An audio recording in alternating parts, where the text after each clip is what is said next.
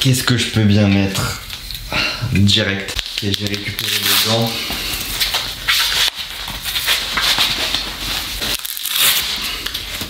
Putain, ça fait longtemps que je les ai pas mis ceux-là. Comment on fait pour fermer là? Ah là on est bien là. Ok, c'est parti.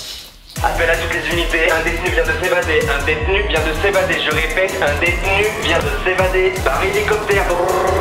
Je répète, un détenu vient de s'évader. Oh là là, moi je suis chaud patate mon frère. Waouh, j'ai failli vous éclater là. J'en profite de ce petit moment de pause pour vous demander de mettre un like, vous abonner et d'activer la cloche. Ça ne vous coûte rien mais ça me soutient énormément. Bref, trêve de blabla.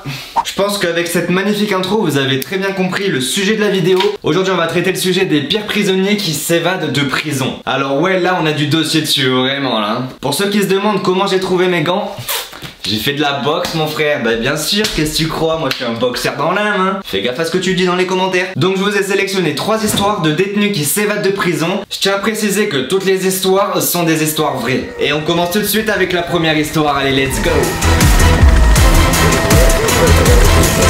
Est-ce que vous connaissez Michel Vaujour? Bien je vous avoue, moi non plus je le connaissais pas avant de regarder les histoires sur internet. Mais là vous allez être choqués de son histoire, ça va être un truc de fou. Vous le savez autant que moi, pour s'évader d'une prison, c'est mieux d'avoir un complice. Et bien c'est avec cette chance que notre ami Michel a réussi à s'évader de la prison. Mais c'est pas n'importe comment puisqu'il arrive à s'évader hein. Et c'est avec l'aide de sa complice qui est personne d'autre que sa femme. Alors là si t'as un amour comme ça, je peux te le dire, faut vraiment pas la lâcher. La question que tout le monde se pose c'est vraiment mais comment elle a fait? Bah en fait elle a tout simplement suivi des cours de pilotage pendant 10 mois pour qu'au final le 26 mai 1986, la femme de Michel vient la récupérer à la prison de la Santé à Paris par un moyen de locomotion un peu spécial, ouais on peut se le dire. Vous allez certainement me prendre pour un fou mais c'est une histoire totalement vraie et c'est par un hélicoptère. Et en plus c'est un succès, il réussit à s'évader comme ça mais pas pour très longtemps. Il a été en cavale pendant quelques mois mais Michel finira de nouveau derrière les barreaux. Mais pas parce que les flics l'ont retrouvé parce qu'il était en cavale, non pas du tout. C'est tout simplement suite à un braquage. C'était sûrement le braquage de trop, en même temps faut pas abuser non plus hein. Mais tout de même dans sa carrière de prisonnier il réussit à s'échapper 5 fois d'affilée. Il a même été surnommé le roi de la cavale. Ça a même inspiré un film qui s'appelle La fille de l'air.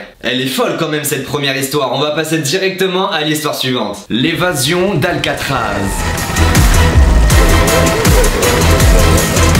L'Alcatraz, ça va être une prison qui va être tout simplement sur une île, donc il est complètement impossible de s'évader. Enfin, c'est ce que tout le monde croyait au début. C'est en 1962 que Frank Morris et les frères Anglin ont réussi à s'échapper de cette prison. Ils auraient creusé les murs de la prison avec des cuillères. Et ils seraient parvenus à tromper la vigilance des surveillants par des mannequins en papier mâché. Ils ont pu prendre la fuite finalement avec un radeau qu'ils avaient eux-mêmes fabriqué. Mais ce qui leur arrive ensuite est par contre un mystère complet. Ils disparaissent dans la baie de San Francisco. Personne ne sait s'ils sont morts ou s'ils ont bel et bien réussi l'impossible. Ah bah tiens, regarde, il y a le bouton de l'histoire suivante. Tu te calmes, Denis?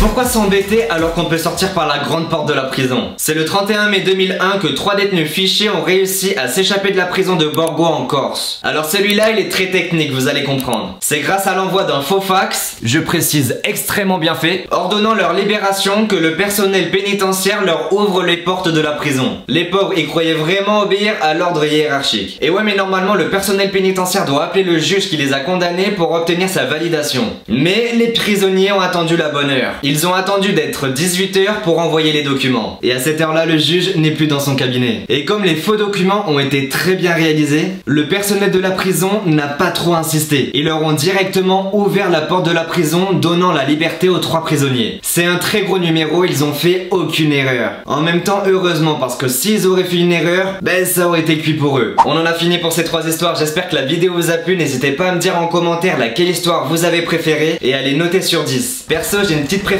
pour la première quand même, avec les hélicoptères, c'est dingue. Sur ce, moi je vous dis à bientôt pour une prochaine vidéo. Allez, ciao!